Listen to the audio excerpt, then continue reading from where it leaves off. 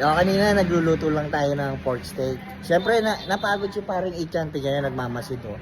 Tinitignan yung bagong bili niyang resort. Ayan. Eh, siyempre, nasa likod natin yung bagong bili niya rin kotse. Ayan. Richard, pakita mo yung kotse mo. Ayan ha. Ayan, nakatingin mo yung pahinga ni pare Ichan.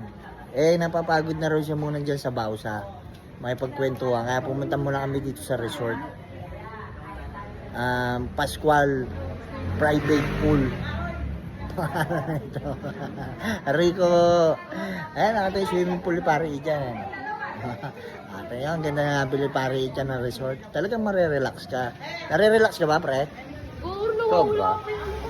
Sobra. Sungot ah. Pag sa Bausa, sumisigaw sa resort niya, ayaw. Rico. Thanks for watching mga kabsat.